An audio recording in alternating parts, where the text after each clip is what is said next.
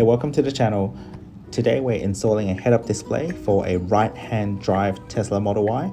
It is one of those column-mounted displays. We'll be covering all the initial steps of the installation, and hopefully this will help you in your own DIY journey, especially if you're in that right-hand drive market. So to install the new instrument cluster, I'm going to need to remove this, so I can get access to here, which is where all the connectors are. Once this bit had been removed, you can go ahead and remove this.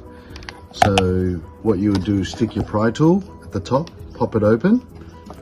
Just be very careful you don't end up dropping this little piece inside.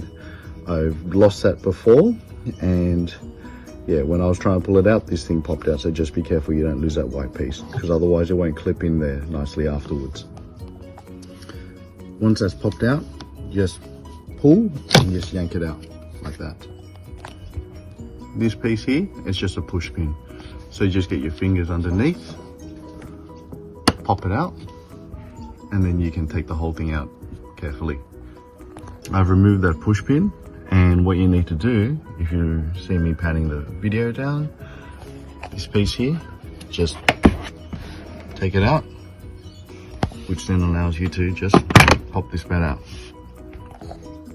To get access to those ports, you need to remove this piece, and there's also a push pin there. So the plugs you need to tap into, they're here, that one there, and also, so now we got all this removed.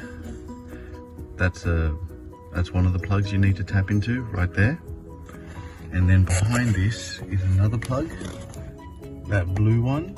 Not sure if you can see it, but that blue one right there. Plugged in for testing, and everything appears to be working nicely. Main thing for me was indicators, and now that's working too. And before we continue, we want to take off the top dash. And to remove the top dash is pretty simple. You just need to remove the two side panels and then pop the clips up, and you can pull the dash up pretty easily. So you'll need to also take off this top dash, which I've already done, and then remove those two push pins so that you can get access to remove this piece.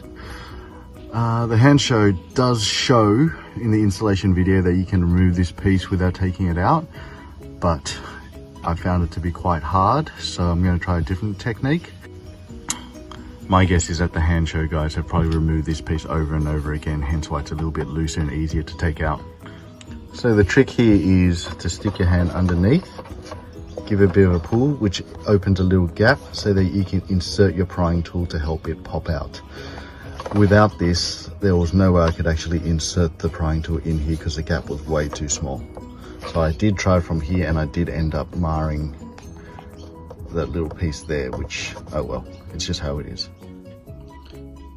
Once you've taken that piece out, you need to just attach these pieces so that you can fit them onto here. So take this out.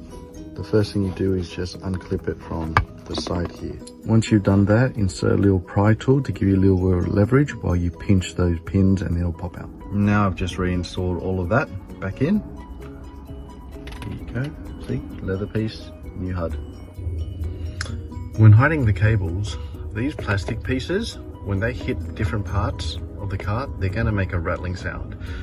So the best way is to actually get some foam and wrap it around. The packaging in which it comes in does come with some foam, so I'm going to use that and tape around these heads.